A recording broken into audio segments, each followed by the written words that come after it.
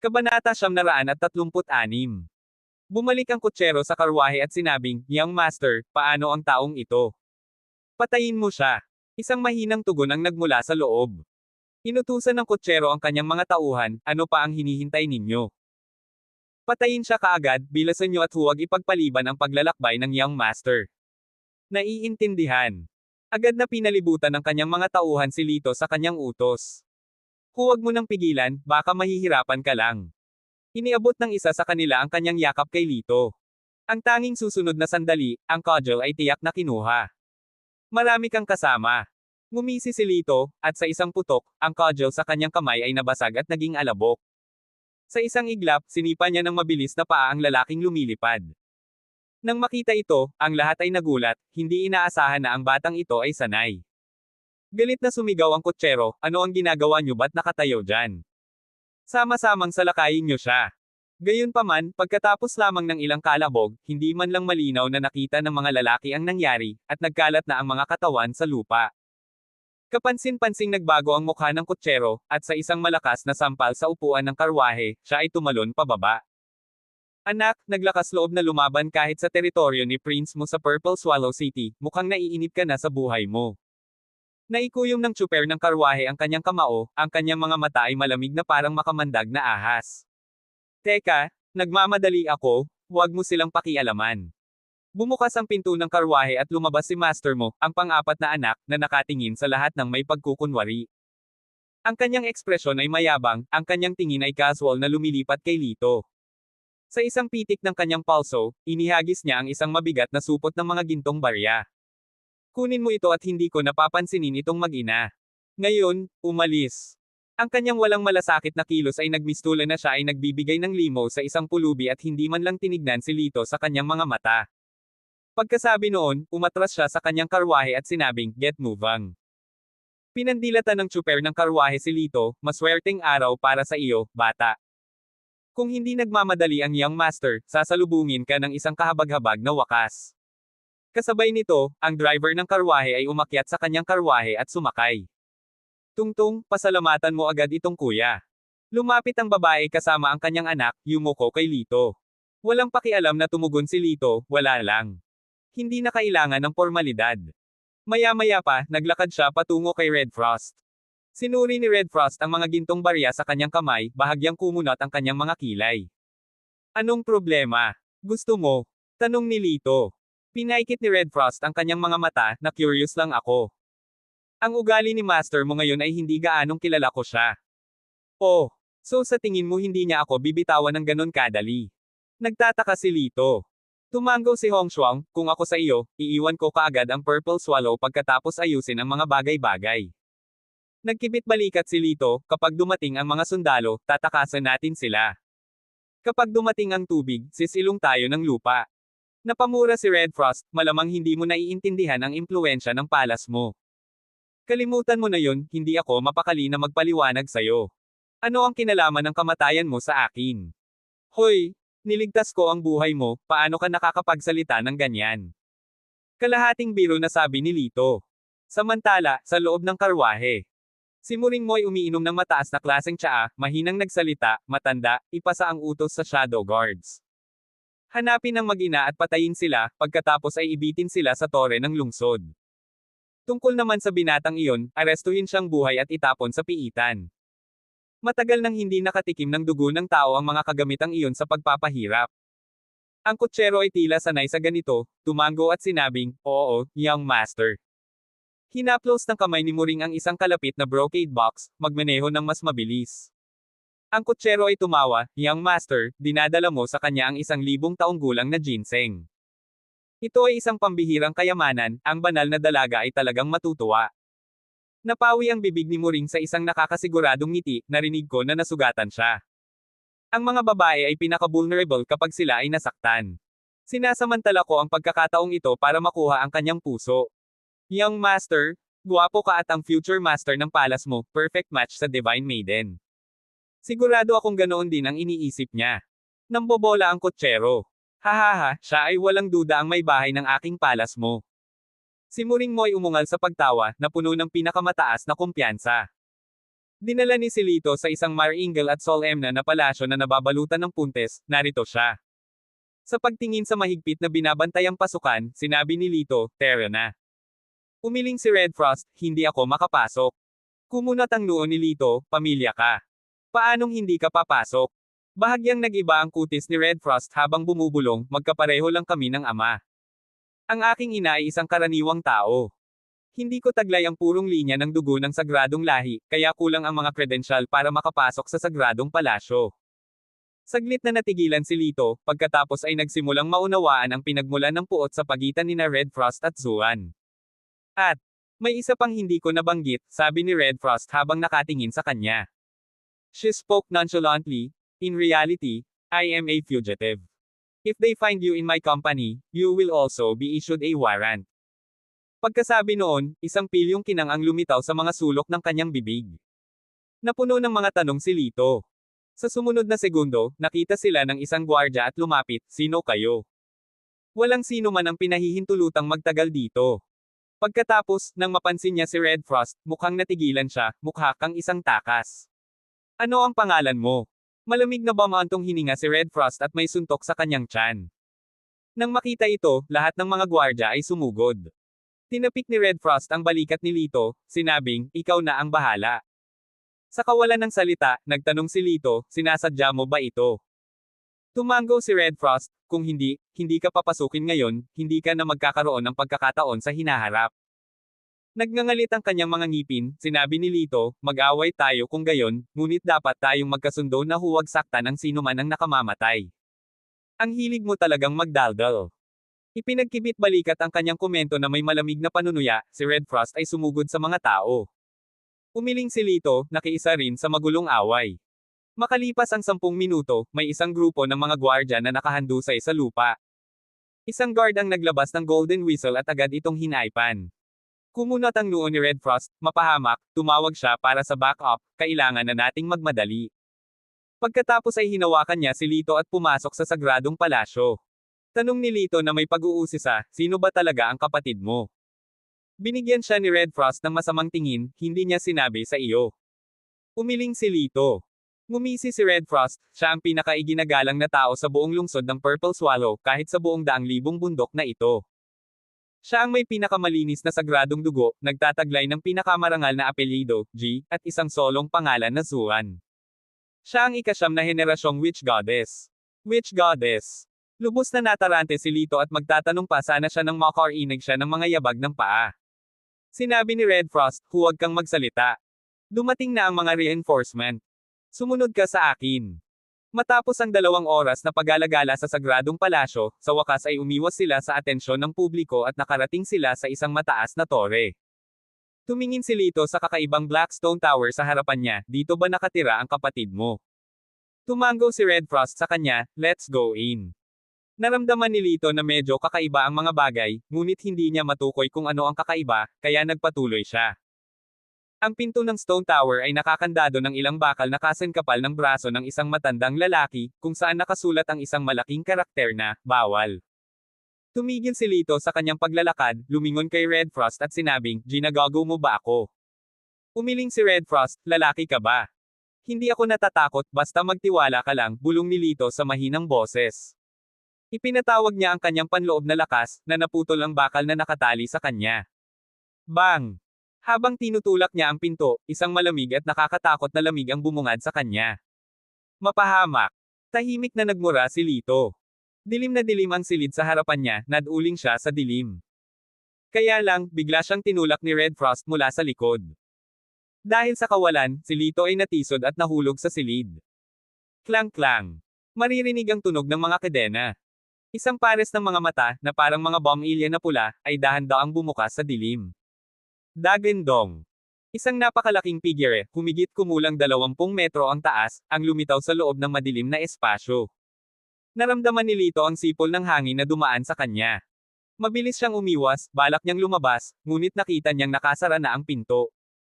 Mapahamak, kapag nahulog ka sa kamay ko, papatayin kita. Maging si Lito ay hindi napigilan ang kanyang pagmumura sa sandaling ito. Biglang dumating ang isa pang bagzo ng hangin, muling naglunsad ng pag-atake ang nilalang. Tumalon si Lito sa isang sinag. Ang kanyang mga mata ay unti-unting nag-adjust sa dilim, na dinadala ang higanteng halimaw sa malinaw na tanawin. Ang isang paa nito ay tila nakakandado ng kadena. Sa likod nito ay may hagdanan na patungo sa tuktok ng tore. Ang bagay na ito ay tila may binabantayan. Siguradong hinikayat siya ni Red Frost dito para gambolain ang halimaw na ito. Walang oras na nag-isip, muling humampas sa kanya ang kuko ng nilalang. Bad mood ako ngayon, tough luck for you. Kalmadong nagsalita si Lito, binunot ang espada ng Xuanyuan, at nilaslas ito.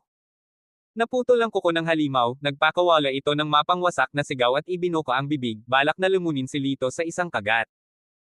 Inilipat ni Lito ang Sword of Xuanyuan para sa Axe of Pango at tumalon muli, na nagdulot ng isang nakamamatay na suntok. Nahati ang nilalang sa dalawa, bumagsak sa lupa. Ang kumikinang na gininto ang dugo ay dumaloy sa sahig. Isang gintong butil na kasing laki ng kamao ang lumabas sa katawan ng halimaw. Beast Core. Lumiwanag ang mga mata ni Lito habang dinampot niya ito at naramdaman, isang top-tier Beast Core. Nangangahulugan ito na ang higanteng kamay ay may hindi bababa sa 10,000 taon ng paglilinang. Hey, talagang sulit ang paglalakbay na ito. Itinago ni Lito ang Beast Core at naglakad patungo sa hagdanan ng Stone Tower. Maya-maya lang, magkahalong yabag ang dumating mula sa labas. Hindi bababa sa 100 tao ang nakapalibot sa Stone Tower. Binunot niya ang pango-axe, nilaslas ang batong tore, lumikha ng isang siwang at tumakbo palabas. Binalak niyang umalis sa Sacred Palace sa unang ruta. Bigla, sa dilim, nakita niya ang isang batang babae na nakadilaw na damit, walang malay sa lupa. Isang maid na nakaluhod sa tabi niya ay pilit na sinusubukang gisingin siya, "Young miss, what's wrong with you?" Nang makitang walang kabuluhan ang kanyang pag-iyak, kinailangan ng dalaga na umalis upang humingi ng tulong. Tumigil sandali si Lito, napansin niyang unti-unting nagiging asul ang kutis ng dalaga. Napagtanto ang kanyang walang katiyakang kalagayan, agad niya itong binuhat at iniwan ang sagradong palasyo kasama niya. Sa isang gazebo. Kinuha ni Lito ang pulso ng batang babae at tinukoy ang sanhi ng kanyang karamdaman, pagkatapos ay nagsimulang magbigay ng acupuncture treatment. Makalipas ang kalahating oras, natauhan ang dalaga. "Sino ka?" Nang makita niya ang estranghero, siya ay natakot at napaatras sa takot. Sumagot si Lito, "Huwag kang matakot. Nahimatay ka at ginagamot lang kita." Saglit na parang napatulala ang dalaga, naalala ang mga nakaraang pangyayari, "I remember now. I forgot to bring my medication today, I didn't expect na bigla akong magkasakit." Walang pakialam na sinabi ni Lito, "Ang sakit mo na ito ay dapat tumakbo sa pamilya, tama ba?" Tumango ang dalaga, nakatingin kay Lito na may pasasalamat sa kanyang mga mata, "Salamat sa pagligtas mo sa akin, gagantihan kita." "Basta." She looked around blankly, "Nasaan ako?" Sumagot si Lito, "Nasa labas ka ng Holy Palace." Nataranta ang dalaga, "Bakit mo ako dinala sa labas?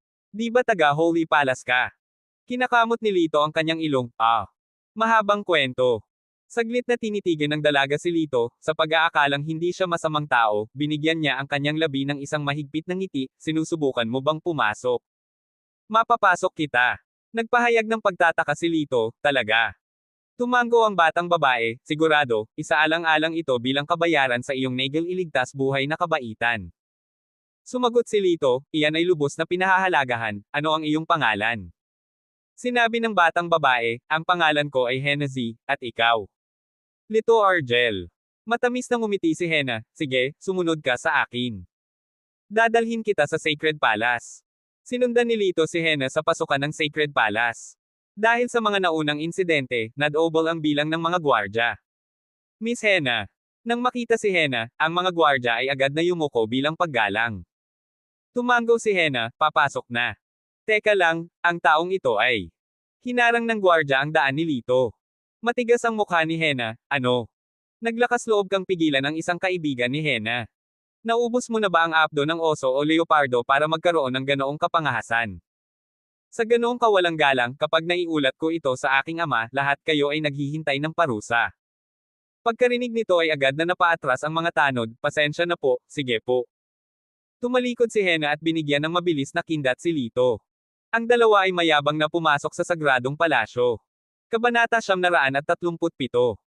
Pagpasok sa Holy Palace, nakita ni Lito ang mga taong nagpapaikat-ikot sa kung saan-saan at nagtanong, "Ano ang nangyayari ngayon? Bakit ito napakasigla?" Sumagot si Hena, "Hindi ka taga Purple Swallow City, hindi ba? Ni hindi mo alam ang tungkol dito." Ngayon ang minsang buwan ng pagpupuri kung saan ang apat na maharlikang pamilya ng Purple Swallow City ay pumupunta sa Holy Palace upang magbigay galang sa Divine Maiden. Ang Divine Maiden, si Zuan ba? Tanong ni Lito sa mahinang boses. Tahimik. Mabilis na inilagay ni Hena ang kanyang hintuturo sa kanyang mga labi, nagsalita sa patahimik na tono, "How dare you call her by her name, it's a grave disrespect. Kung may makarinig sa iyo, mapaparusahan ka." Napansin ito ni Lito na kakaiba, ganun ba talaga kahigpit? Tumango si Hena, ang Divine Maiden ay may malamig na disposisyon, at ang hierarchy sa Holy Palace ay mahigpit na ipinapatupad, hindi dapat lumampas ang isa. Palihim na naisip ni Lito, sa loob ng kuweba, si Zuan ay tila isang magiliw na babae. Bilang banal na dalaga, tila nagpakita siya ng ibang side ng kanyang sarili. Sa sandaling ito, sa loob ng Holy Palace, ito ay nasa kaguluhan. May nangahas na pumasok sa Sacred Tower at pinatay ang Phantom Python Beast. Sa loob ng Holy Temple, mukhang nagulat si Marvin Mo, ang may-ari ng Mo Royal House na nakasuot ng purple na robe. Si Danny Joe, ang may-ari ng Joe Royal House na nakasuot ng itim na roba, ay may pagtataka sa kanyang mukha. Ang Phantom Python ay isang sinaunang masamang halimaw na kahit kaming apat na pinagsama ay maaaring hindi kayang patayin. Sino kaya ang may ganoong kakayahan? Bumukas ang pinto, at si Raymond Chin, ang may-ari ng Chin Royal House na nakasuot ng dilaw na roba, ay pumasok na hinaplos ang kanyang balbas at sinabing, "Pumunta ako upang tingnan ang eksena, at nalaman ko na ang Phantom Python ay naputol sa dalawang bahagi sa isang hagod ng isang matulis na bagay. Sigurado ka ba?" Si Louis Lu, ang may-ari ng Lu Royal House na nakasuot ng asul na roba, ay nagtanong habang nakadilat ang mga mata sa pagtataka. Solemn na ang mukha ni Raymond, tumatango bilang pagsang-ayon. Sabay-sabay na tumahimik ang apat na master ng Royal Mansion, naging seryoso ang kanilang mga mukha. Nandito na ang Diyosa. Sinabayan ng umaalingaw-ngaw na awit, dahan-dahang pumasok sa banal na templo ang isang nakamamanghang figure. Si Zuan Ji, na nakasuot ng mahabang puting roba, ang maitim na buhok na umaagos sa kanyang mga balikat, na may gintong sinturon na nakatali sa kanyang payat na baywang, ay tila isang walang bahid na engkanto na bumababa sa mundo. Sa paglapat ng dulo ng kanyang mga daliri sa lupa, matikas siyang lumapit sa mga hakbang patungo sa kanyang trono, pinagmamasdan ang lahat na may walang pakialam na ekspresyon. Natukoy na ba kung sino ang nangahas na pumasok sa sagradong palasyo? Casual niyang tanong. Sumagot si Danny, ayon sa gwardya, ito ay isang lalaki at isang babae. Ang babae ay si Red Frost, at ang lalaki ay bata pa, ngunit napakahusay. Itinaas ni Zuan ang kanyang kamay, ang kanyang balingkinitang hintuturo ay idiniin ang kanyang templo, siya na naman, walang sorpresa doon. Ngunit kailan dumating ang gayong eksperto sa kanyang tabi, na kayang patayin ang multo beast sa isang hampas. Pagkatapos ay sinabi ni Danny, kami ay labis na nababagabag dito. Ang gayong tao ay nagdudulot ng malaking banta sa Purple Swallow City.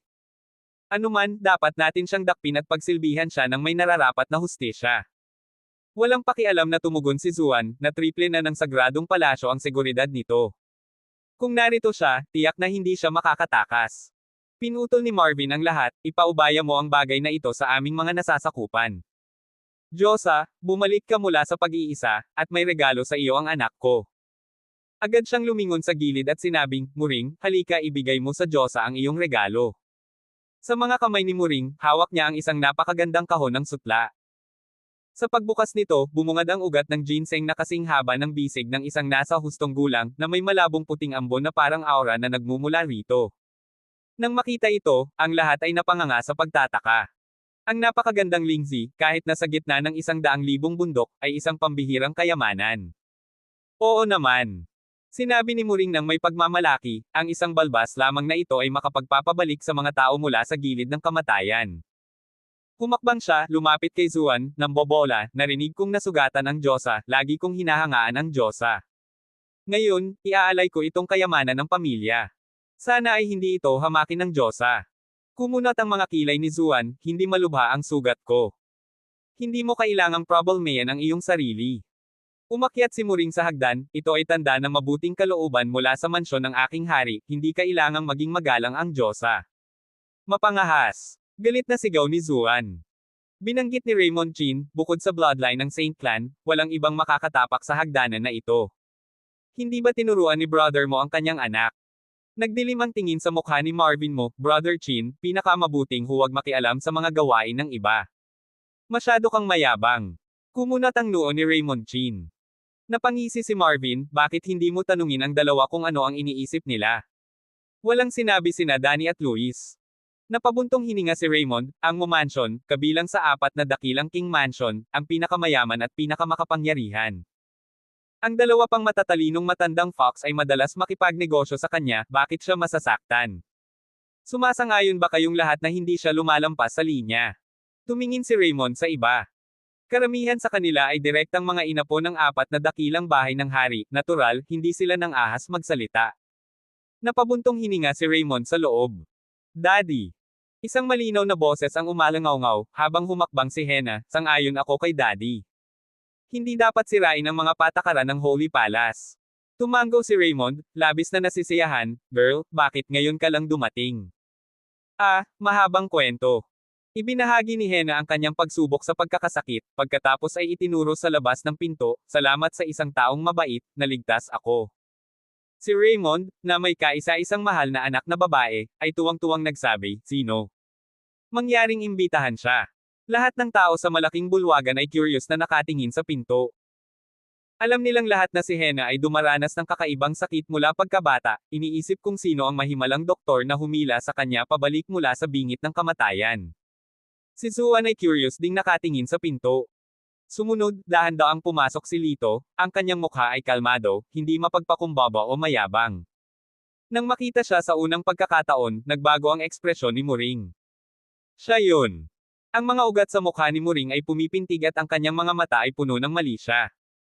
Itinigil ng taong ito ang kanyang karwahe sa kalye, at ipinadala niya ang kanyang mga shadow guards para hulihin siya, ngunit walang mahanap ang mga gwardya. Hindi niya inaasahang makikita siya sa Holy Palace. Kasabay nito, nang makita si Lito, bahagyang nagbago ang mukha ni Zuan sa hagdan. Tumingin si Lito sa kanya at sinabing may bahagyang ngiti, pagbati, Divine Maiden. Ibinaba ni Zuan ang kanyang mga mata, at pagkatapos ay bumalik sa kanyang normal na ekspresyon, no need for formalities. Pinandilatan ni Muring si Lito. Ikaw na bastos, haharapin kita mamaya. Hinawakan niya ang ginseng sa kanyang kamay at sinabing, Divine Maiden, basta ubusin mo ang ginseng na ito, ang iyong mga sugat ay garantisadong maghihilom. Medyo nakaramdam ng inis si Zuan. Ang kapangyarihan ng Moking's Manor ay lumalakas, at palagi niyang sinusubukan na pahinain ito. Kung may utang siyang pabor sa Moking's Manor sa pagkakataong ito, mas mahirap na kumilos sa hinaharap. Ang pagkonsumo ng ginseng na ito ay hindi lamang mabibigo sa paghilom ng kanyang mga sugat, ngunit ito rin ay magpapalala sa kanyang kalagayan. Habang siya ay nababagabag, si Lito ay nagsalita ng walang pakialam. Nagbago ang mukha ni Muring at galit na sinabi niya, ano ang sinabi mo? Sino ka para magsalita ng hindi nakakaintindi?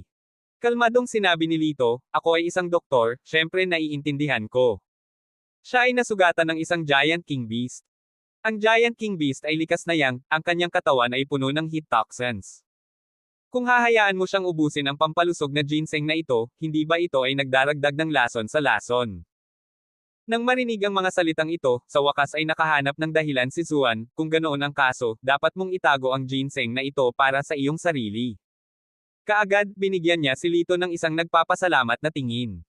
Sa sandaling ito, biglang nagtanong si Danny, ang Divine Maiden ay nasugatan ng isang giant king beast. Hindi namin alam ang tungkol dito, paano ka? Mas lalong lumalim ang ekspresyon ni Zuan habang nakatingin kay Lito, sa totoo lang. Siya ang nagligtas sa akin. Nang marinig ito, biglang bumukas ang buong silid sa gulat.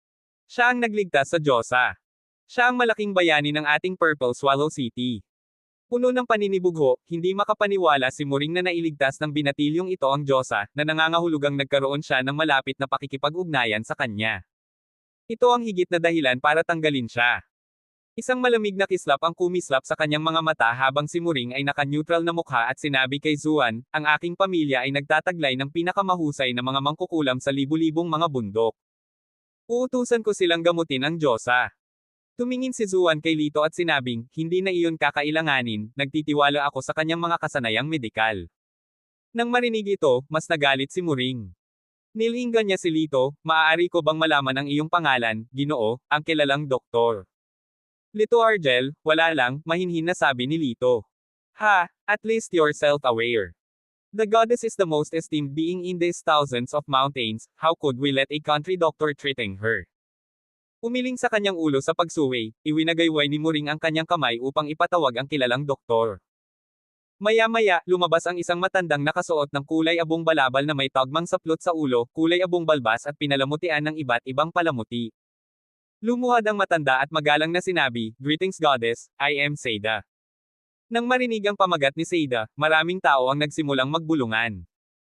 Seda, hindi ba siya ang disipulo ng kilalang elixir doctor na si Hovencheng? Oo, narinig ko na binuhay niya si Hovencheng mula sa bingit ng kamatayan, ang kanyang mga kasanayang medikal na makapagpapagaling ng isa hanggang sa buto, ay ginagawa siyang pinakakahanga-hangang doktor sa daang-libong bundok. Ang hirap daw maghanap ng serbisyo niya. Sandali siyang nawala, hindi inaasahan na inimbitahan siya ng mansyon ni Duke mo. I must say, ang mansyon ni Duke mo ay talagang may impluwensya. Ang mga buntong hininga na ito ng paghanga ay naging dahilan upang ipakita ni na Marvin mo at Muring mo ang kanilang kasiyahang mga ekspresyon. Nagtanong si Muring, maaari mo bang tukuyin kung saan nasugatan ang oracle? Kinapa ni Seda ang kanyang leeg, pinagmasdan si Zuan mula sa mga hakbang sa itaas, pagkatapos ng humigit kumulang 1 minuto, tumanggo siya at hinaplos ang kanyang balbas. Ayon sa aking palagay, ang oracle ay apektado ng isang positibong karamdaman na nauugnay. Tahimik na tumanggo si Lito, talagang may kakayahan ang matandang ito. Sumagot si Zuan, tama ang iyong paghatol. Napayuko si Seda gamit ang kanyang mga kamay, nararamdaman kong pinarangalan ang iyong hindi nararapat na papuri, oracle. Si Muring, na nakakaramdam ng labis na kasiyahan, ay walang kabuluhang sinabi kay Lito, nakuha mo ba iyon, bata? Ganito ang hitsura ng isang tunay na banal na doktor. Ano sa tingin mo ay angkop ka kahit na itali ang kanyang mga sintas ng sapatos? Tinitigan ni Seda si Lito, nagtanong, at sino kaya ito? Si Lito, walang pakialam na tumugon, ako ay isang doktor din. Natutuwa akong makilala ka. Pagkasabi nito, inilahad niya ang kanyang kamay para makipagkamay. Walang ganoong karaming mga doktor sa mundo ang maaaring magkaroon ng pribilehiyong makipagkamay sa kanya, ngunit tiyak na kwalipikado si Seda. Gayunpaman, hindi man lang kinilala ni Seda si Lito, iniwas niya ang kanyang tingin. Ang kamay ni Lito ay awkward na nakabitin sa ere, ngunit ngumiti lang siya ng mahina at binawi ang kanyang kamay. Ang eksenang ito ay naging dahilan upang magpalitan ng nakakatuwang tingin ang mag-ama ng pamilya mo. Si Dr. Seda, hindi ka na kailangan. Maaari ka nang umalis, si Muring na iwinagayway ang kanyang kamay, na parang inaalis ang isang subordinate. Kalmadong sumagot si Lito, si Miss Hena ang nag-imbite sa akin. Hindi ako naniniwalang may autoridad kang hilingin na umalis ako. Sabi mo wala akong autoridad. Nagulat si Muring. Hindi niya inaasahan ang ganitong kapangahasan ng binata, wala pang nang ahas na hamanin siya ng ganito, lalo pa ang 2 beses na magkasunod. Sa sandaling ito, muling nagsalita si Lito, may isa pang dahilan kung bakit hindi ako aalis. Tumingin siya sa mga hakbang sa itaas, ako lang ang makakapagpagaling sa lason niya.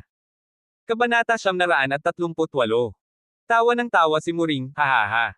Sa tingin mo ba ikaw lang ang may kakayahang magpagaling ng lason sa harap ni Dr. Seda? Mag-ingat na huwag kagatin ang sarili mong dila. Umiling din ang iba. Hindi may kakaila na ang batang ito ay mapangahas. Nangyayari ang lahat ng ito sa harap mismo ni Dr. Seda. Seda rolled his eyes, ganyan ang yabang mula sa isang kabataang kapwa. Talagang wala siyang ideya kung gaano kataas ang langit o kung gaano kalalim ang lupa. Naglabas siya ng elixir mula sa kanyang kahon. Ang elixir ay purong puti, na naglalabas ng parang kamatayang ambon. Napuno ng isang nakalulugod na nakakapreskong aroma ang buong templo. Ang pagsalo pa lamang ng halimuyak ay nakakaramdam na ng sigla, nag-aapoy sa diwa ng isang tao. Nagulat ang lahat, ano ang magandang bagay na ito? Nagmamalaki si Seda, ito ay isang elixir na ginawa ko gamit ang mahigit 900 pambihirang halamang gamot na nakolekta ko mula sa 10,000 mountains, gamit ang mga sinaunang pamamaraan na ipinasa mula sa aking amo. Binigyan niya ng isang sulyap si Lito, ang makapangyarihang lunas na ito ay maaaring bumuhay ng mga patay. Nakakita pa ako ng isang kuneho na sinakal hanggang sa mamatay ng isang lobo na muling nabuhay pagkatapos maamoy ang elixir na ito. Napanganga ang lahat sa pagtataka, hindi ka panipaniwala. Talagang hindi ka panipaniwala. Yumuko si Seda patungo sa sagradong babae, kapag nainom mo ang elixir na ito, ang iyong mga panloob na sugat ay ganap na gagaling. Sa mga salitang ito, umiling lang si Lito. Nagdilim ang mukha ni Seda, mukhang may mas magandang solusyon ka. Magsalita ka nga, todo makikinig ako. Hawak ang isang pilak na karayom sa pagitan ng kanyang mga daliri, si Lito ay tumugon, ang kailangan lang ay itong nag-iisang pilak na karayom. Habang binibigkas ang mga salitang ito, ang buong bulwagan ay nagkagulo. Ang lahat ay may sama ng loob na sumagot, pinagtatawanan ba tayo ng batang ito? Ito ay walang galang sa Diyosa. Dapat siyang parusahan. Tinanggap ba nila tayong mga walang isip? Kaladkarin mo siya palabas at bugbugin hanggang mamatay. Sa hitsura ng pang-aalipusta, tumawa si Seida at sinabing, ako ay isang doktor sa loob ng halos 100 taon, at wala pa akong narinig na anumang medikal na pamamaraan kung saan maaaring alisin ng isang tao ang lason ng yang sa pamamagitan lamang ng isang pilak na karayom. Iyan ay nagpapakita lamang ng iyong limitadong kaalaman, walang pakialam na sagot ni Lito. Nang makita ang sitwasyon, binalaan ni Henachin si Lito sa mahinang boses, hindi ito isang lugar para sa mga biro, maging seryoso. Nakataas ang isang kilay, sumagot si Lito, seryoso ako. Kailangan ko lang talaga itong isang silver needle. Ikaw. Natahimik si Henachin. Naniniwala siya sa mga medikal na kasanayan ni Lit. Ngunit ang kanyang mga salita ay tila hindi kapanipaniwala. Sa pagmamasid dito, nakita ni Muring ang isang pagkakataon, at ginisyon niya, dahil tiwala ka sa iyong mga kasanayang medikal, maglakas loob kang tumaya sa akin. Kung matagumpay mong pagalingin ang Diyosa sa isang pilak na karayom lamang, bibigyan kita ng 10,000 tael ng ginto. Kung mabaygo ka, mabuti, kailangan mong pagbayaran ang iyong buhay. Walang pakialam na tumugon si Lito, hindi na kailangang magtagal pa. Hahaha, parang natakot ka. Kung takot ka, umalis. Tumawa si Muring. Sumagot si Lito sa mababang paraan, hindi ako natatakot. Nag-aalala lang ako na hindi mo kayang bayaran ang 10,000 tael ng ginto. Si Muring ay gumawa ng kabog sa kanyang dibdib at lumingon para kausapin ang lahat ng mga taong ito ay aking mga saksi, at ang Diyosa din. Ngumisi din si Marvin bilang pagsang-ayon sa kanya. Labis na nagulat ang lahat. Ang 10,000 tael ng ginto, kahit na para sa mansion, ay napakalaking halaga. Naniniwala ako na sigurado si Muring na hindi siya mapapagaling ng batang ito, kaya naman naglakas loob siyang tumaya. Ang walang isip lang ang tataya laban sa kanya, hindi ba ito naghahanap ng kamatayan? Gayunpaman, isang pangungusap mula kay Lito ang nagpatahimik sa lahat. Kung willing ka mag-splurge ng sobra, then I'll take your bet. Hinawakan ni Lito ang kanyang mga kamay sa likod ng kanyang likod, ang kanyang ekspresyon ay kalmado gaya ng tubig. Ngumisi si Muring, matigas pa rin na tumatangging aminin ang kanyang kasalanan kahit na nahaharap sa kamatayan. Tumayo si Zuan at sinabing, sigurado ka bang gusto mong tumaya sa kanya? Tumanggaw si Lito. Tumalikod si Zuan at nagsimulang umakyat sa hagdan, sundan mo ako. Sinundan siya ng lahat sa isang hardin, kung saan siya naupo sa isang bench na bato. Sinabi ni Lito, ibigay mo sa akin ang iyong kamay. Iniabot ni Zuan ang isang payat, puti ng nyebe na kamay. Hinawakan ito ni Lito at ipinasok ang isang pilak na karayom sa palad ng kanyang kamay. Kasabay nito, banayad niyang minamanipula ang kanyang singsing sa somero upang pilitin na ilabas ang espiritual na enerhiya mula sa beast core ng dragon serpent sa loob, at sa pamamagitan ng silver needle, ito ay itinurok sa katawan ni Zuan. Ang Void Serpent Beast ay isa ring sinaunang mythical beast, at nagkataon lang na magkaroon ng mutual birth at mutual restraint relationship sa Leviathan. Ang paggamit ng beast core ng Void Serpent Beast upang gamutin ang claw poison ng Leviathan ay hindi maaaring maging mas perpekto. Pagkaraan ng ilang sandali, unti-unting nawala ang dark purple na kulay na lumitaw sa palad ni Zuan dahil sa pagkalason. Pagkakita nito, sunod-sunod na hingal ang mga tao sa pagkagulat. Nawala na talaga. Puno ng hindi makapaniwalang ekspresyon ang mukha ng lahat. Ang pinaka-nagulat ay walang iba kundi si Seida, na kinusot pa ang kanyang mga mata, sa pag-aakalang may mali sa kanyang paningin. Paano? Paano ito posible? Sinulyapan niya ang tableta na inabot ng ilang dekada upang pinuhin sa kanyang kamay, nakaramdam siya ng labis na kabalintunaan. Kinuha ni Lito ang pilak na karayom at walang pakialam na nagtanong, ano ang pakiramdam mo? Ipinikit ni Zuan ang kanyang mga mata at pagkatapos ay binuksan ang mga ito ilang sandali, ang lason ay ganap ng naalis. Imposible ito. Ang mukha ni Muring ay sobrang pangit. Hinawakan niya si Seida at sinabing, pumunta ka at tingnan mo. Umiling si Seida at nagsalita sa nanginginig na boses, hindi na kailangang suriin. Masasabi ko sa isang sulyap na ang lason ay talagang naalis na. You old thing?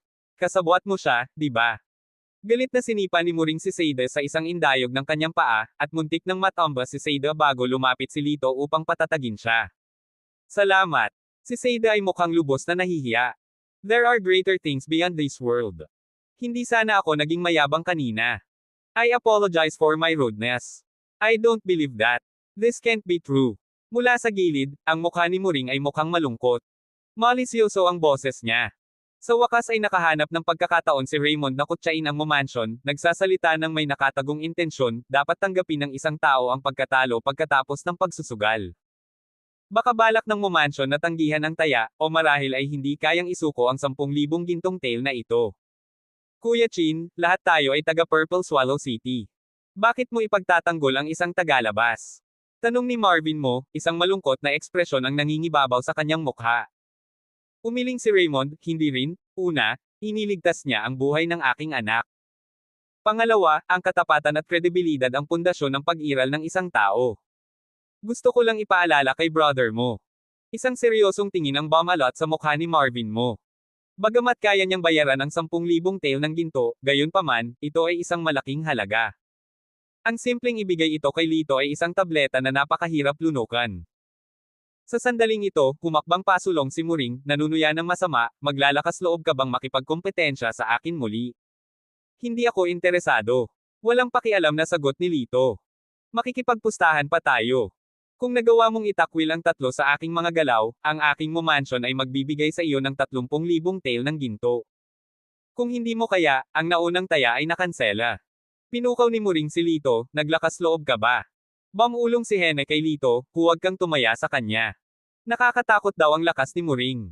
Ngumisi si Muring, natatakot. Kung natatakot ka, umalis. Walang dapat ikatakot. Bahagyang sinabi ni Lito, halika. Nang marinig ito, umiling ang mga tao. Ang walang isip naman ng batang ito.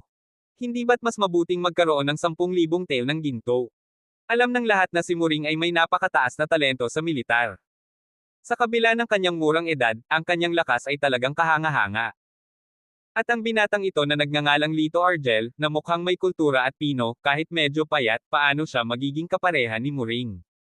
Sa takot na baka magbago ang isip ni Lito, agad na sinabi ni Muring, fine, let's start now. Dumating ang dalawa sa isang open area. Na may ngiti sa gilid ng bibig ni Muring, bumaril siya tulad ng isang palaso, ang kanyang kamao ay tumatama kay Lito. Ngumiti si Lito, sinalubong ang pag-atake gamit ang sarili niyang suntok.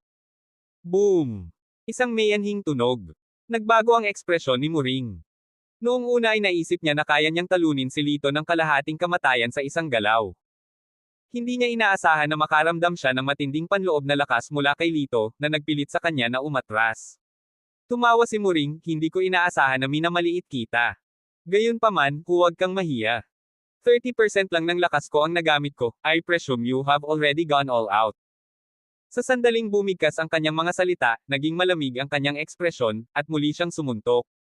Sa pagkakataong ito, 80% ng kanyang lakas ang ginamit niya. Sa kanyang kapangyarihan, ang suntok na ito ay maaaring dumurog ng isang bato hanggang maging alikabok. Upang harapin ang batang ito ay isang piraso ng cake. Pang! Hindi umiwas si Lito at sumuntok pabalik. Sa pagkakataong ito, parehong napaatras sina Lito at Muring. Marahas na nagkontrata ang mga mata ni Muring, nakatingin kay Lito na hindi makapaniwala, paano ito posible. Nagamit na niya ang 80% ng kanyang lakas. Itong batang ito, hindi lang siya nataman, kundi isang hakbang paatras din siya tulad niya. Sa sandaling ito, nagsimulang gumalaw ang mga taong tahimik na nanunood ng palabas. Hindi ko inaasahan na ang banal na doktor na ito ay may ilang mga trick sa kanyang manggas. Naramdaman ng mga nauna nang hindi nagparamdam kay Lito na parang sinampal sila sa mukha, at sinabing ng uuyem, maghintay lang at tingnan mo. Hindi pa nalalayo si Muring. Kung pipilitin niya ang lahat, tiyak na hindi makakasabay ang batang ito. Ang hitsura sa mukha ni Muring ay hindi kapani-pani walang madilim. Nagsimula siyang makaramdam ng pressure. Kung mabibigo muli ang taktikang ito, kailangan niyang mawala ng 30,000 tail ng ginto. Sa pagkakataong ito, nagpasya siyang gamitin ang kanyang buong kapangyarihan. Ha! Sa isang malakas na dagindong, binasag niya ang laryo sa ilalim ng kanyang paa. Ang kanyang buong katawan, na may dalang malakas na puwersa ng pagsabog, ay naghagis ng suntok kay Lito. Isang malamig na ngiti ang sumilay sa kanyang puso. Sa pagkakataong ito, tiyak na mapilayan kita. Pinaikit ni Lito ang kanyang mga mata, nakatayo pa rin sa parehong lugar, hindi gumagalaw. Napabuntong hininga ang lahat, naghihintay ba ang batang ito ng kamatayan? Sa sandaling iyon, lumitaw ang malabong puting halo sa katawan ni Lito. Kakalapit lang ng kamao ni Muring, at natamba siya, na para bang sinuntok siya sa mukha. Napaupo siya sa sahig, puno ng gulat ang mukha. Ito. Hinaplos ni Raymond ang kanyang balbas, lubos na nagulat, para sa gayong murang edad na magagawang gamitin ang panloob na chi, at gawin ito sa ganoong katatag at solidong paraan, ito ay kahanga-hanga, tunay na kahanga-hanga. Curious na nagtanong si Hena, Daddy, napakalakas ba ng inner chi? Sinabi ni Raymond, ito ay hindi partikular na bihira, ngunit karaniwang upang maabot ang kanyang antas, aabutin ng hindi bababa sa 1 o 2 dekada. Ang isang taong kasing bata niya ay talagang bihira. Tumanggo si Hena nang walang alam at tumawa, kahit na, nanalo siya. Tumingin si Lito kay Muring na nakaupo sa sahig at sinabing, natalo ka. Pula at puti ang mukha ni Muring. Kung tumanggi siyang magbayad, tiyak na magiging katatawanan siya. Haha, 30,000 tails lang ng ginto, sa tingin mo ay hindi ko iyon gagawin. Nagnganga ang mga ngipin ni Muring. Kaagad na iniwan ang promissory note ng kanyang bangko, umalis si Marvin at ang kanyang anak na may malungkot na ekspresyon. Pagkalabas ng templo, tahimik na sinabi ni Marvin, isang tagalabas lamang ang nangangahas na ipahiya sa publiko ang ating royal mansion tila may death wish siya. Tatay, paano kung ipadala natin ang shadow guards para hawakan siya ngayong gabi? Inip na mungkahi ni Muring. Ikinaway ni Marvin ang kanyang kamay, hindi tayo dapat kumilos ng padalos-dalos. Kung hindi, maaaring pagdudahan tayo ng mga tao. I can't swallow this insult. I must personally kill that young brat. Galit na galit si Muring kaya namumula ang kanyang mukha. Kabanata 939. Si Raymond Chin ay paulit-ulit na nagpaabot ng mga imbitasyon kay Lito upang bisitahin ang Chin Manor. Gayunpaman, matapos tanggihan ni Lito, kinuha niya ang kanyang anak na babae at umalis.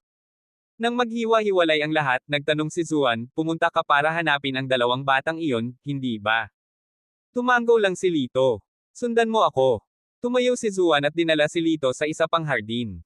Doon, natagpuan nila si Lian na naglalaro habang ang kanyang kapatid na si Lingang, ay nakaupo ng malalim sa isang bench na bato. Nang makita si Lito, nanlaki ang mga mata ng 2 bata sa hindi makapaniwala, at pagkatapos ay si Lian, na tuwang-tuwa, ay sumugod sa mga bisig ni Lito. Kuya, ayos ka lang talaga. Masayang bulalas ni Lian. Tumanggo si Lito, pagkatapos ay ibinaling niya ang tingin kay Lingang. Si Lingang ay hindi madaling magpakita ng kanyang emosyon. Nakatayo lang siya sa isang tabi, ngunit ang kanyang kumikinang na mga mata, kagalakan na lumalangoy sa mga ito, ay nagsasalita tungkol sa kanyang kaguluhan. Marahan na tinapik si Lingang sa ulo, sinabi ni Lito, siguro nag-alala ako sa iyo. Nasaksihan ng magiliw na sandali na ito, ipinakita ni Zuan ang isang nakakaalam ng ngiti.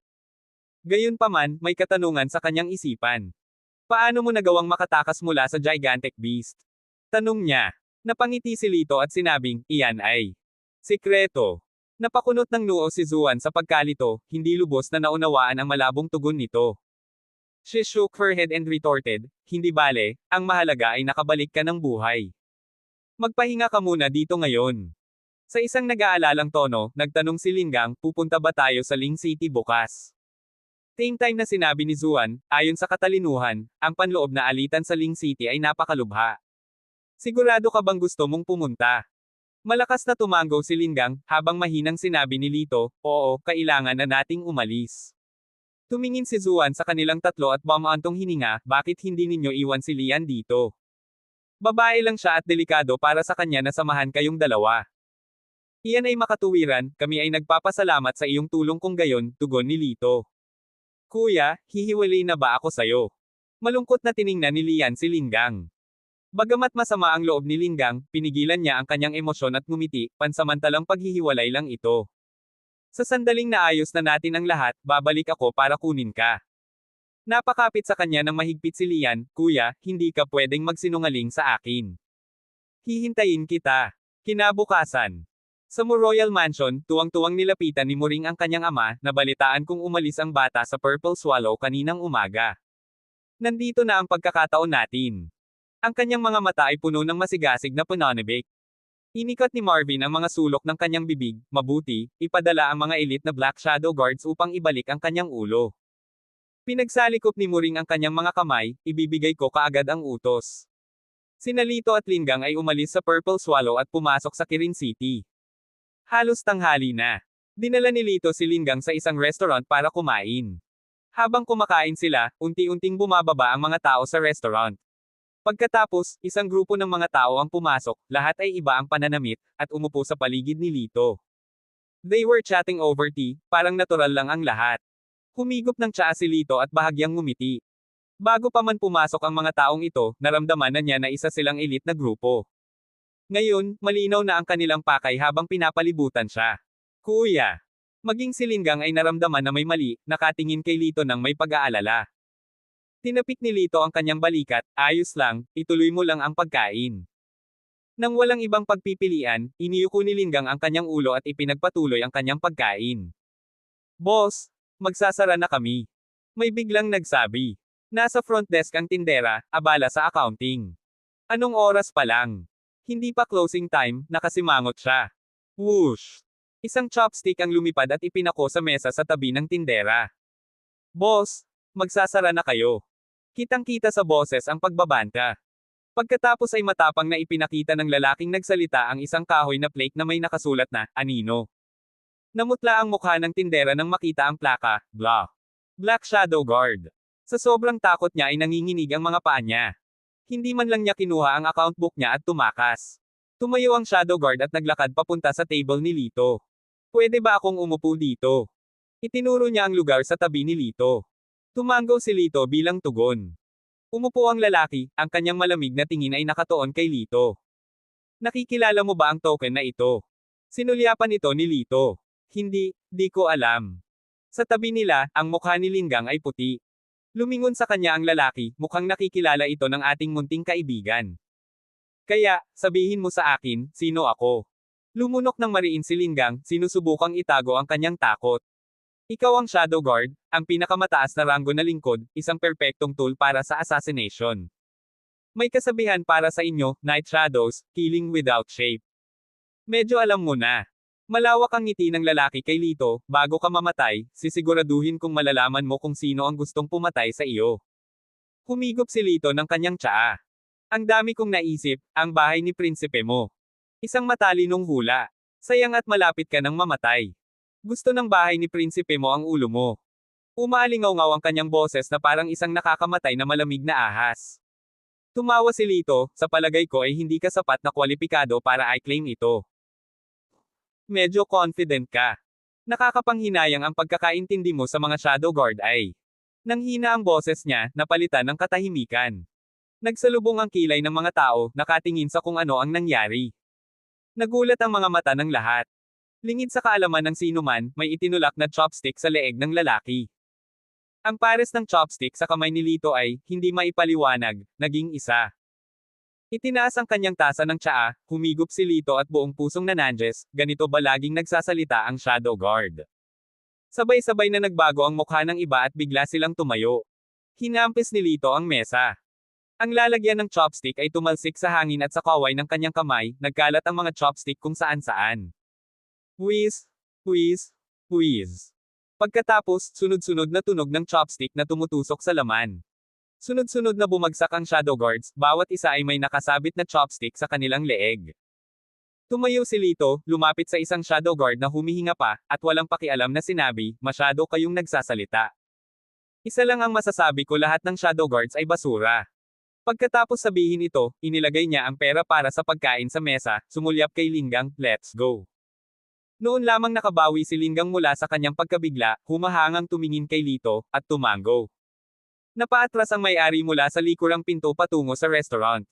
Halos himatayan siya sa nakikita sa harap ng kanyang mga mata. Ito ang mga Shadow Guards. Sino sa mundo ang makakaalis sa napakaraming bihasang mamamatay tao ng sabay-sabay? Sa pagtingin sa pera para sa pagkain sa mesa, walang kulang, nanginginig ang kanyang mga kamay habang kinukuha ang pera, isang kahangahangang tao. Tunay na kahangahangang tao. Sa kalsada, napansin ang hindi pangkaraniwang katahimikan ni Linggang, sinabi ni Lito, natatakot ka ba? Umiling si Linggang, hindi, iniisip ko, paano ako magiging kasing lakas ng kuya?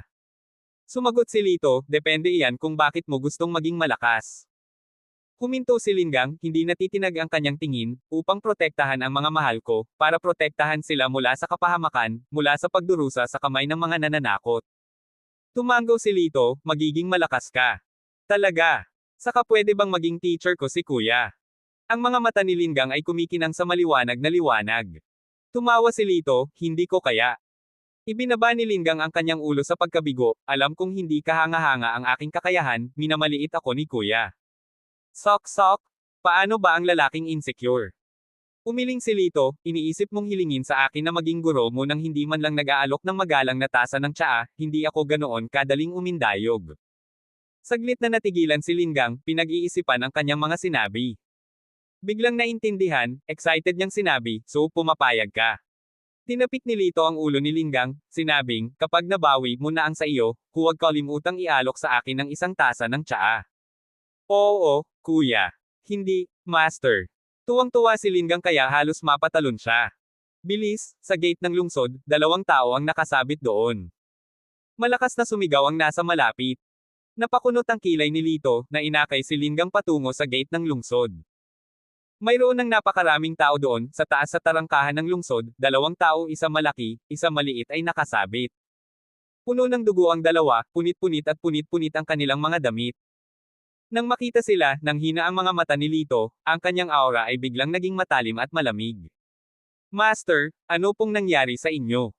Si Linggang, na nakatayo sa tabi niya, ay hindi maiwasang magtanong sa gitna ng matinding pang-aapi. Napakahigpit ng pagkakakuyong ng mga kamao ni Lito kaya't gumawa sila ng tunog ng langit-ngit, ang mag-inang ito ang aking iniligtas mula kay Muring kahapon. Nangako siyang ililigtas sila, ngunit ngayon ay nakabitin sila sa tarangkahan ng lungsod. Sumimangot si Linggang, si Muring ay talagang mas masahol pa sa isang hayop. Nanatiling kalmado ang mukha ni Lito, ngunit ang kanyang mga mata ay namumuo ng nakamamatay na aura na maaaring bumauha sa kalangitan, magbabayad siya ng isang presyo na higit sa kanyang pinakamaligaw na pangarap. Sa gabi, sa mansion ni King Mo. Ano, patay na silang lahat. Nanlaki ang mga mata ni Marvin mo nang marinig ang balita ng patay na Shadow Guard. Oo, walang nakaligtas, nanginginig ang kanyang nasasakupan habang nagsasalita. Ang isang bungkos ng basura, lumabas ka. Si Marvin ay umungal sa galit. Pagkaalis ng kanyang nasasakupan, sinabi ni Muring na may awkward na mukha, tatay, ang batang ito ay mas mahirap pakitunguhan kaysa sa una nating inaasahan. So ano? Matatakot ba ang ating prestihiyosong King Moose Mansion sa isang hindi kilalang kabataan? Walang pag-aalinlangan si Marvin. Sa sandaling iyon, may naisip si Marvin at tinanong ang kanyang anak, ano ang pakikitungo sa mag-inang duo na nakabitin sa mga tarangkahan ng lungsod. Mapanghamak na sinabi ni Muring, 2 dumadaan lang ang natakot sa aking kabayo. Umiling si Marvin, dahil ordinaryong tao lang sila, hindi nakakaawa kung mamatay sila. Sa susunod na lang, subukan mong huwag maging napaka-flamboyant dahil baka magalit ito sa iba. Itinaas ni Muring ang mga sulok ng kanyang bibig, at paano kung magalit sila? Maging ang Diyosa mismo ay natatakot sa atin dahil sa lakas ng ating pamilya. Ang mga karaniwang tao, sino ang naglakas loob na magsabi ng hindi, laban sa atin? Buong pagmamalaking tumawa si Marvin, well, totoo iyan. Mga walang kwentang langgam lang sila. Biglang sumugod ang isang subordinate na balisang pumasok. Ano ang problema? Bakit takot na takot ka? Hindi nasisiyahang sabi ni Marvin. Grabe. Isang binata ang pumapasok sa mansyon. Nagpanik na nagsalita ang nasasakupan. Ngumisi si Marvin at tumawa, isang lalaki lang. Tumango ang nasasakupan. Mapanghamak na sinabi ni Marvin, ano ang dapat ikatakot sa isang solong lalaki? Ang ating mansyon ay puno ng mga mahuhusay na mandirigma, dapat ba tayong matakot sa isang tao? Pero nakarating na siya sa main hall. Nauutal na sabi ng nasasakupan. Ano ang sinabi mo? Sa wakas ay nagpakita ng sorpresa si Marvin. Sa sandaling bumigkas ang mga salitang ito, isang grupo ng mga nasasakupan, na malakas na binugbog, ay itinapon sa harap ni Marvin. Kasunod nito, si Lito, na may hawak na espada, ay humarap sa mag-amang duo. Si Muring, na may gulat na ekspresyon, ay nagsabi, ano? Ano ang gusto mo? Itinutok ang kanyang espada sa kanya, sinabi ni Lito, nandito ako para kunin ang iyong buhay. Kabanata 940. Tumanggi akong hayaan kang tumakbo ng ligaw sa iginagalang na mo King's Mansion. Malamig na sabi ni Marvin. Napangiti si Lito, may tanong lang ako, sinaktan ba ninyong dalawa ang babaeng iyon at ang kanyang anak? Sa oras na ito, dumating ang mga reinforcement at pinalibutan si Lito mula sa lahat ng direksyon. Ang mga mamamana ay nakaposisyon sa mga bubong. Sa mga bagay na tulad nila, kahit sino ay mahihirapang makatakas, kahit na may mga pakpak. Inilagay ni Muring ang kanyang mga alalahanin at mapanghamak na sinabi, siya ay isang karaniwang tao, maaari ko siyang hayaang mabuhay o mamatay sa gusto ko. Itinuro niya ang kanyang alagang aso at sinabing, sa totoo lang, mas mababa ang halaga ng 2 buhay na iyon kaysa sa aking aso. Malamig na ngumiti si Marvin, pumunta ka ba dito para mamatay para sa 2 iyon? Dapat kong sabihin, napakawalang isip mo. Dad, that works out perfectly. Mababayaran niya tayo ng 30,000 pirasong ginto. Tinitigan ni Muring si Lito ng masama. Iniabot ni Marvin ang kanyang kamay, bata, ibigay sa amin ang tala para sa 30,000 pirasong ginto at ililigtas ko ang iyong buhay. Walang pakialam na tumugon si Lito, nakakilala ako ng mga walang modo na tao, ngunit walang kasenjiye kayong dalawa. Magdusa sa parusa sa pagtanggi sa isang toast ng alak. Ngumuso si Marvin, winawagayway ang kanyang kamay, patayin siya, hanapin ang tala, at ipakin ang kanyang mga sirang labi sa mga aso. Dahil doon, si Marvin ay casual na nagbuhos ng kanyang sarili ng isang tasa ng tsaa, ang mga kamay ay malayang nakatiklop sa kanyang likuran. Kumpiyansa siya na sa napakaraming lalaki, hindi magiging isyo ang pakikitungo sa batang ito. Gayunpaman, bago niya maubos ang kanyang tasa ng tsaa. Nagsisigawan, na sinundan ng mapurol na kalabog ng mga katawan na tumatama sa sahig. Naramdaman ni Marvin na may mali. Paglingon niya, nakita niya ang lahat ng mga tauhan niya na nakahandusay sa lupa. Sumunod si Lito, tinapakan ang mga nahulog na lalaki, patungo kay Marvin. Sinuntok ni Muring si Lito, ngunit sa sandaling nakipag-ugnayan siya kay Lito, napaatras siya ng napakalaking puwersa. Paano naging ganito? Si Muring ay dumura ng isang subo ng sariwang dugo, na mukhang nabigla. Ang puwersang naramdaman ngayon ay libu-libong beses na mas malakas kaysa sa naranasan niya sa Saint Pala sa kanilang 3 palitan. Pwede bang? Lumapit si Lito sa kanya at mahinahong sinabi, tama. Sa palasyo ng Santo, wala pang 10% ng aking lakas ang ginagamit ko. Hindi ako naniniwala. Si Muring, malalim na nanginginig, napaungol ng naghisteryoso. Maniwala ka man o hindi, hindi mahalaga. Hindi kailangang mag-alala ang mga patay sa mga ganoong bagay. Sa isang casual na suntok mula kay Lito, diretsyong bumagsak si Muring. Pagkatapos nito, nagsimulang maglakad si Lito patungo kay Marvin. Si Marvin ay namumula sa galit, ang kanyang mga mata ay duguan habang ibinuka niya ang kanyang mga kamay, ang lakas ng loob mong patayin ang aking anak. Kinagat ni Lito ang kanyang mga labi, kung gayon, ang buhay ng iyong anak ay mahalaga, ngunit ang buhay ng mag-ina ay hindi. Ang mga insektong iyon ay nangangahas na itumbas ang kanilang sarili sa aking anak, humihingi ako ng dugo para sa dugo. Isang bola ng gintong kidlat ang lumitaw sa kamay ni Marvin. Boom! Kumikislap ang kidlat na nagpapaliwanag sa buong kalangitan. I have lived for so long, what do you think I rely on? Of course, it's great power. I will punit you into 8,000 pieces. Sumigaw si Marvin na parang baliw. Gayunpaman, ang eksenang nasa harapan niya ay nagulat sa kanya na para siyang tinamaan ng kidlat. Isang bakas ng gintong liwanag ang nakaguhit. Nahati sa dalawa ang malaking gintong kidlat. Hinawakan ni Lito ang gintong espada, na may maraming kulog na nakapalibot sa talam. Ang kanyang buong katawan ay maningning sa gininto ang liwanag, na tila may isang Diyos na bumaba. This can't be. Walang sandata na makakalaban sa tribulation of lightning ko. Namuti ang mga labi ni Marvin, na parang nakakita siya ng hindi kapani-paniwalang bagay. Ito ang Xuanyuan Divine Sword. Bahagyang nagsalita si Lito, ang kanyang mga salita ay parang kulog na tumutunog sa tabi ng mga tainga, na nagpapadala sa kaluluwa ni Marvin na nagsiwalat sa takot. Talagang taglay mo ang Xuanyuan Divine Sword, bakit hindi mo ito sinabi ng mas maaga? Nanginginig ang katawan niya habang tumalikod para tumakbo. Buhay habang buhay. Nanliit ang mga mata ni Lito, at sa pagindayog ng kanyang espada ay bumangga ang nakakasilaw na gintong liwanag sa pagsisimula ng isang kidlat, na agad na naging isang sunog na bangkay si Marvin. Pagkatapos, lumingon siya sa main gate, naglakad palayo.